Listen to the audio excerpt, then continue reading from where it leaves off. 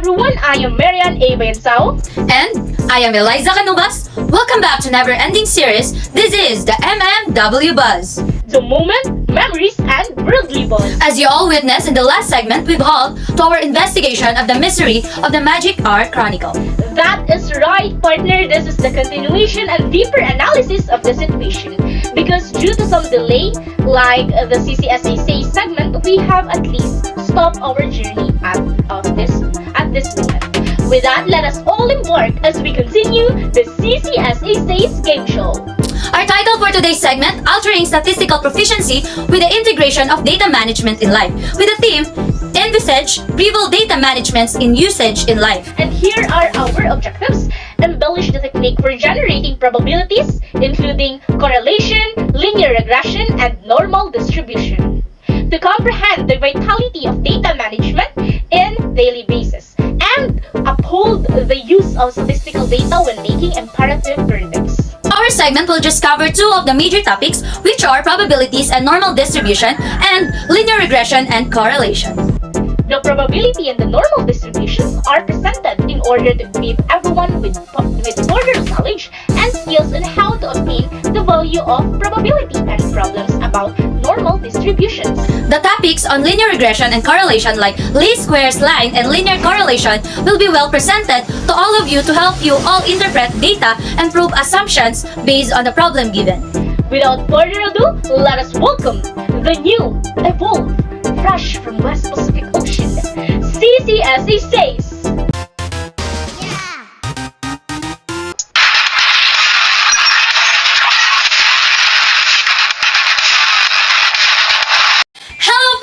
And hello CCSA! Welcome back! I am Eliza Canubas, your host for today's CCSA Says. As you all know, this is the new, evolved, and fresh game show here in the Philippines. Being said, we have a new rules which will be given after the short introduction from our players.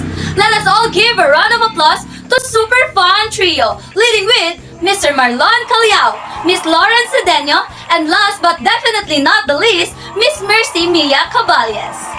Welcome back, and surely you will take your revenge from the last segment, but hoping you still have that fire, because here is our first ever champion in CCSA Says history, the superstar duo with the best of the best, none other than Miss Marian Bayansao, and of course, the game changer, Miss Lara May Blase. Let us give them a round of applause, everyone. I know this will be an intense yet fun game show, so ready or not, each representative please step forward.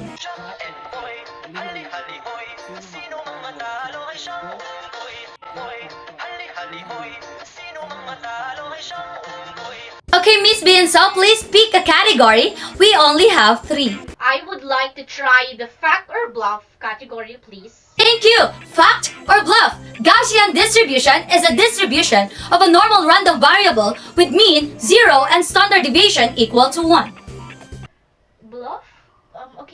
Bluff it is, I think. We're just starting to ignite the fire, yet you've started the Spark Superstar Duo, because that is correct! You've gained 10 points. Because the correct answer for that is standard normal distribution. Next question. Fact or bluff? Gaussian distribution is another name for normal distribution. I know for sure it is bluff. I'm terribly sorry, but you are wrong. I certainly and confidently believe that it is a fact. Of course, because there is no other choice, but indeed, you are correct. You are tied in this round. Next questions are also known as probability mass functions and can assume a discrete number of value. Discrete probability function. Correct! Now for our second to the last question for this category are also known as probability density functions. Of course, continuous probability distribution and function. Correct! And now that we have a tie, and this last question will identify the winner for this round. The last question is a symmetrical bell-shaped curve, and the end tails are continuous and asymptomatic. The mean, median, and mode are equal. The score are normally distributed if the computed value of SK equals 0. What is it? Me! I know this! We will win this round for sure. It is linear regression. OMG, Miss Cedeño, what a great confidence you have! I'm terribly sorry, but you are wrong. Superstar Duo, you still have a chance, but if you don't get this right, we will have a tiebreaker. Look at what you've done, Lauren. Looks like your theme would suffer because of your careless actions. I'm sorry, but the correct answer is normal curve. I can sense tension, but Miss Bayansao, I'm sorry, but you are correct! Super fun! Please step forward for your consequences. Miss Bayansao, please speak from the board of unfortunate. We would like to choose the charcoal face.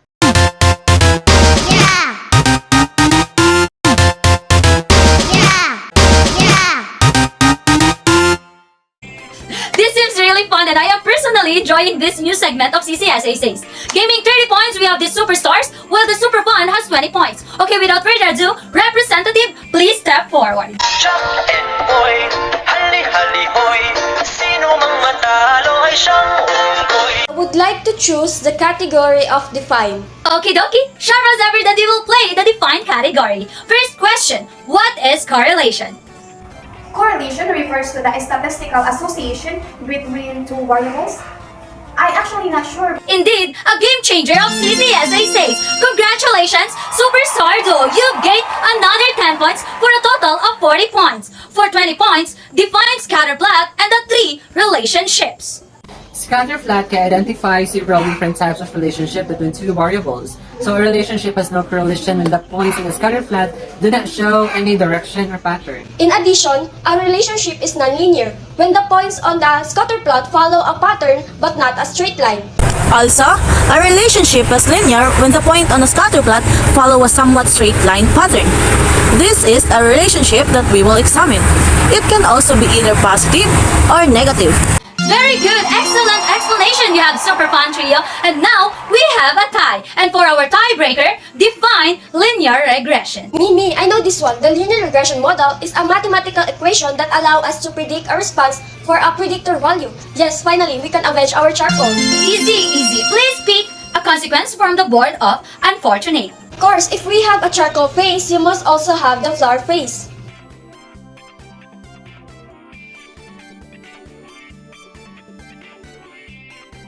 Now, Super Fun gained 50 points while Superstars still have 40 points. You can still track after them. Representatives, please step forward for the Jack and Poi.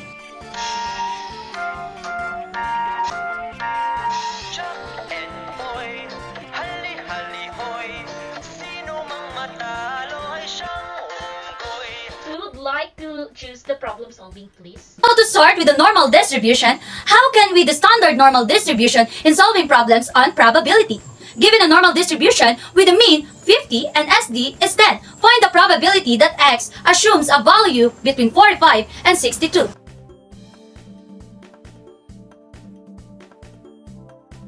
We have one correct answer, and I'm sorry to tell you, Miss Biansao, because you've got the correct answer. We have a tie. You can still get back Super Montreal. The next question is linear regression, and it is, given the following data on the correlation between the grade in statistics and computer, what would be the predicted grade of a student in a computer who has a grade of 85 in statistics, and what regression equation could be used?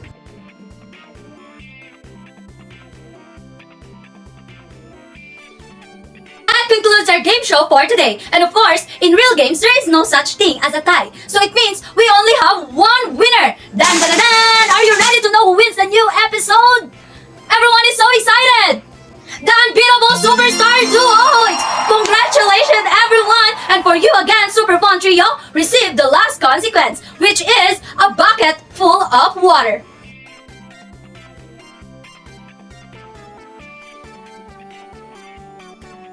Once again, this is the CCSSA. See you again next time. Dito lang sa CCSSA. The price of success is hard work, dedication to the job at hand, and the determination that whether we win or lose, we have applied the best of ourselves to the task at hand. A quote by Vince Lombardi. That's right, partner. I even still have a teary eye because of so much fun. But all I can say is job well done and great kudos to the management and production of CCSA Says. Furthermore, I've gained knowledge and skills upon obtaining the value of probability and problems about normal distribution. Yeah. And also, the linear regression and correlation like least squares, line and linear correlation are covered in the show to tell us or to show us how to interpret data and prove assumptions based on the given problem.